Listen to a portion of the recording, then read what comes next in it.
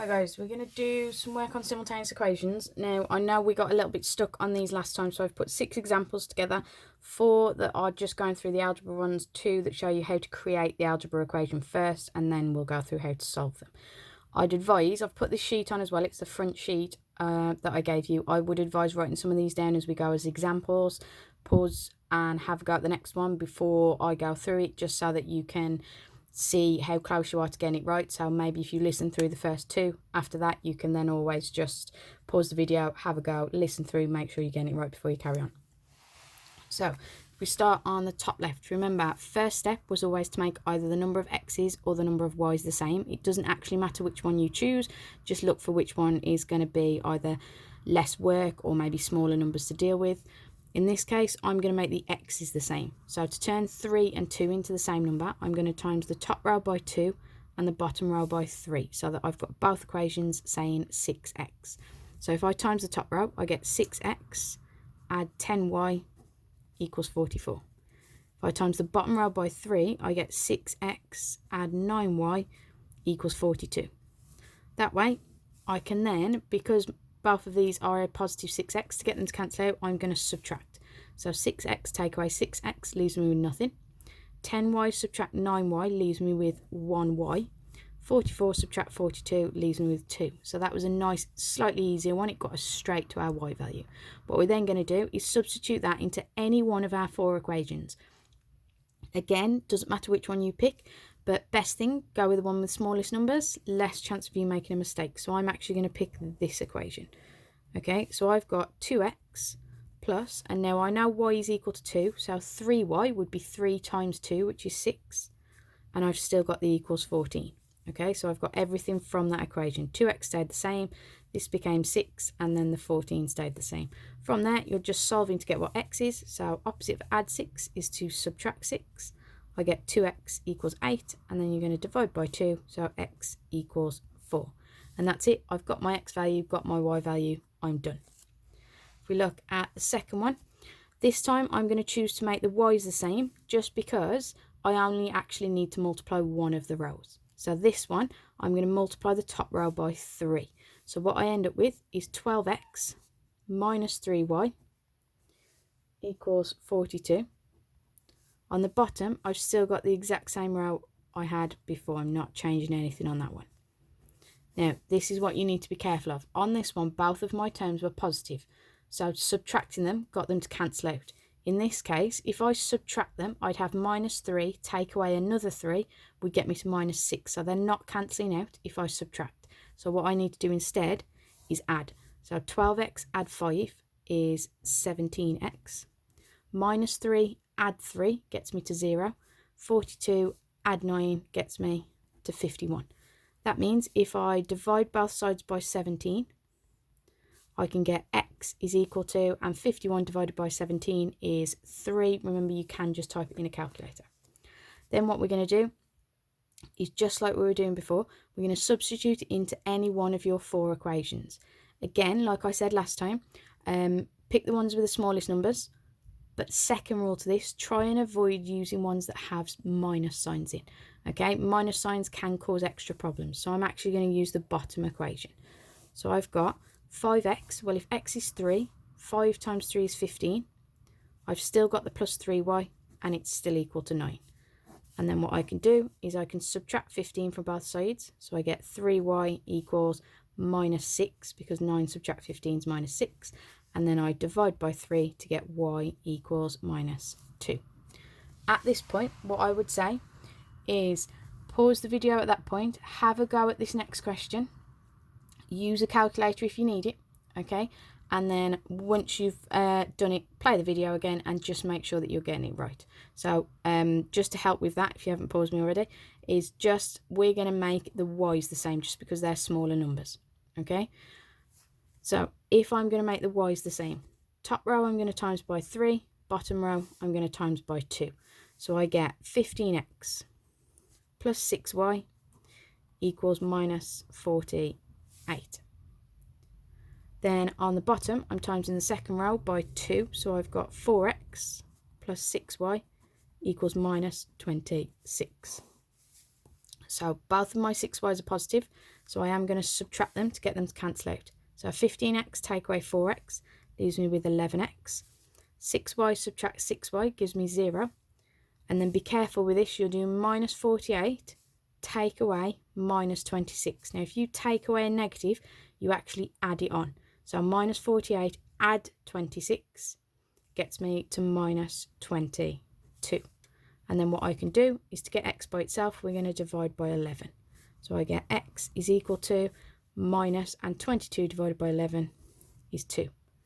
So now we're at the point of starting to substitute negative numbers in. Again, it's absolutely fine. Just use your calculator. It all works exactly the same way.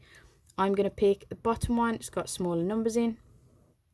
So I've got, if x is equal to minus 2, then 2x would be 2 lots of that. So that's minus 4. I've still got the plus 3y, and it's still equal to minus 13. And then we're going to solve. So instead of minus 4, I'm going to add 4. So I get 3y equals minus 9. And then I'm going to divide by 3. I get y equals minus 3. And that's it. Next one done. This one has decimals in, but still works exactly the same. If it helps, think of it as £22.50 and £8.50. Okay, don't get confused just because there's decimals involved. So in this case, the easier one is I can just multiply the bottom row by 3. That would give me both rows having exactly the same number of y's. So I get, if I times the bottom row by 3, I get 6x plus 3y equals 25.5. Okay. Then I've still got the other row exactly as it is. And what I'm going to do is, because the 3y's are both positive, I'm going to subtract. 6x take away 5x leaves me with 1x.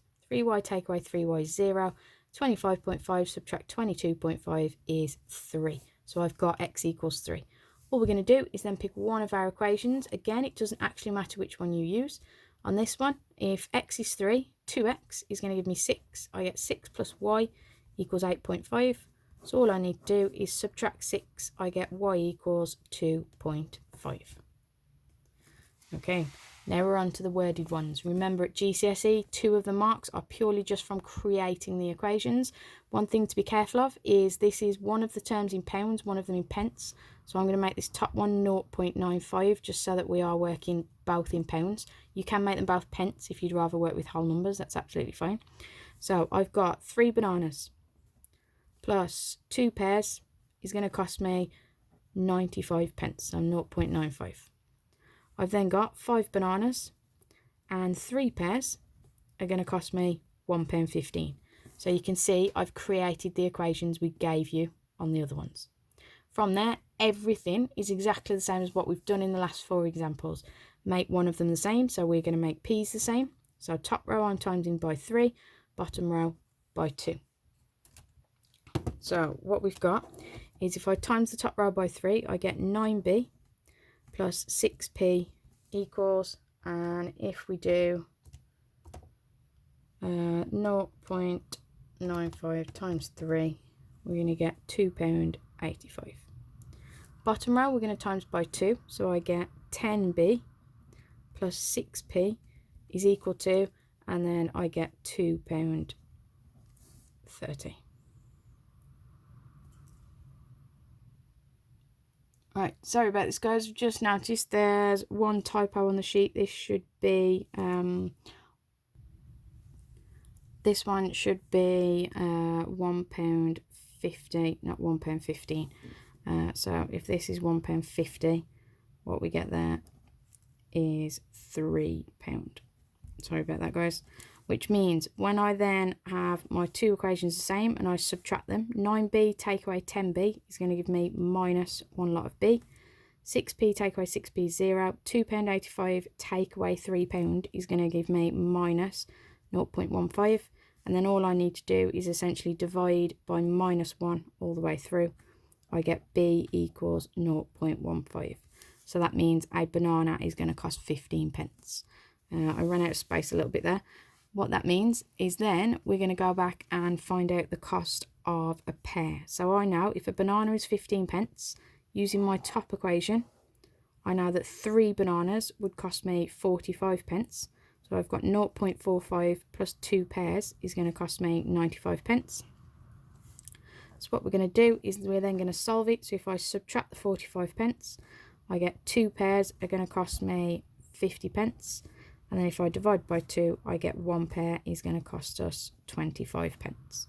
That's it. I've got my answers. I know how much a banana is. I know how much a pear is. Okay. Sorry about the slight mistake on that one. And then if we look at the last question, what I've got is Jack buys 2 DVDs and 3 CDs for £28. Ellie's going to buy 3 DVDs and 2 CDs for £27. So again, choose either one. It doesn't actually matter on this. You're going to get exactly the same either way. I'm going to make the first ones the same. So top row by 3, bottom row by 2. I get 6D plus 9C equals, and we get 84. Bottom row by 2, I get 6D plus 4C equals 54. I can then subtract them. 9 subtract 4 is 5. These ones obviously cancel themselves out.